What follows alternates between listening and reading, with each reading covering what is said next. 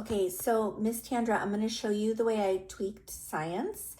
And also Miss Ashley, I'm just going to show you how to get into everything that you'll need on the computer. I don't know what's up with the screensaver. That's really funny. That'll probably look different. But when you are ready to do science, you're going to come in and go into our Google Chrome. And everything that you'll need for Max is going to be in this orange E. So you go in there and then you just go where you get into the drive and you go into my drive. And there's a new science folder. So it says Max Science right here. You're going to click on that. And then there's two things. So there's experiments for language, and really they're science experiments. And then experiment extensions. You don't really need the experiments for language list. That's a master list of 50 different experiments. But everything, really everything that you need is in experiment extensions. So actually, let me go back. The experiments for language are all numbered. I did want you to see that. So this is experiment 1. You'll see experiment 2. These are all different experiments. But when you go into the experiment extensions, so they're numbered. So this is experiment 1, but attached to this, now it's not just experiment 1, it's experiment 1 plus 4 extension activities. So that gives you 5 different experiments that are all focusing on the same concept, the same vocabulary is being used, and you're gonna wanna go directly into here rather than the master list if you're just doing the experiments, because this is where the scripts are.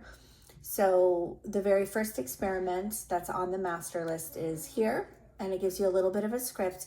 And what it does is it's got the asterisks around your targeted words.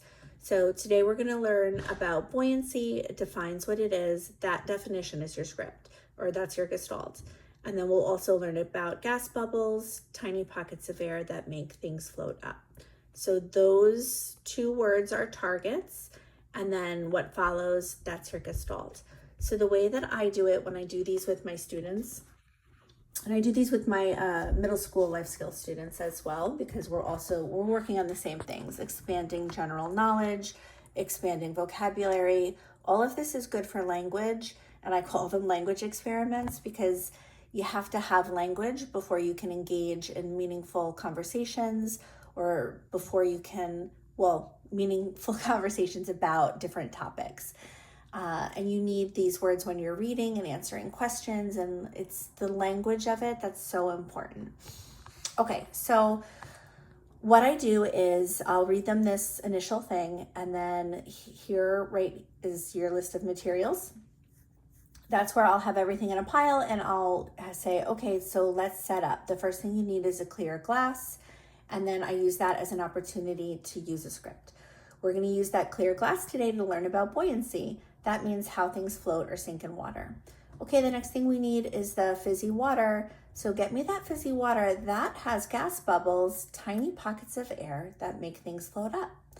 All right, now the next thing we need is 4 raisins. So get me 4 raisins so we can practice learning about buoyancy, which means how things float or sink in water. We're going to see if those raisins are buoyant. We're going to see how they float or sink in water. And we're going to see if those gas bubbles, those tiny pockets of air that make things float up, raise up the raisins or let them sink. So that's how I would work things in. It's really strange at first, repeating yourself over and over like that. And I know it feels unnatural, but that repetition and hearing it over and over is what's going to help Max learn the vocabulary.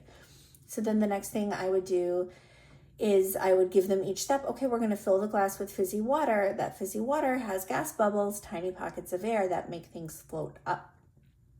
And now we're going to drop the raisins into the glass. Let's drop the first one and see if it's buoyant. Let's see if it floats up or sinks in the water. So guys, that's just, and I could keep going, but you're just going to want to take each step and go back up to the script and read these things over and over. And you know what your scripts are because there's the little asterisks, and then what follows is the concepts that we want him to learn. So then the next day you're going to do extension activity 1, And so same thing, you're going to kind of gather all your materials. That's where you get to go and use those words again. And then they give you a new script, but the thing about this is they don't define the words in the script. So you can say to Max, today we're going to observe cereal just like our raisins. Well, because this word observe has the asterisks around it, that's your cue to go back up to the definition and say the definition. So here it's to observe is to watch carefully. So I would say, today we're going to observe cereal dancing just like our raisins. When we observe, we watch carefully.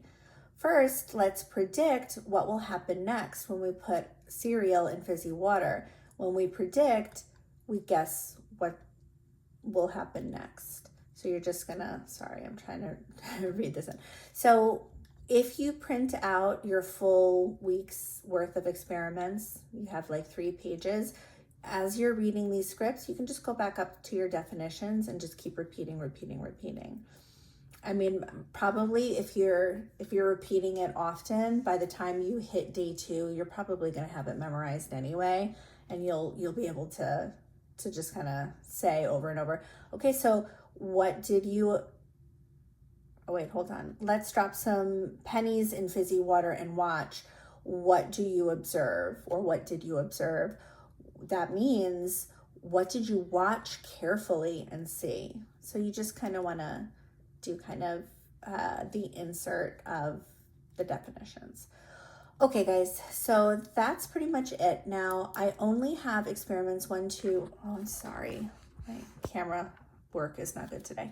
I only have experiments 1, 2, and 3 because I move more slowly through this stuff with my kids at work than you guys. And I also have this in my work Chrome extension.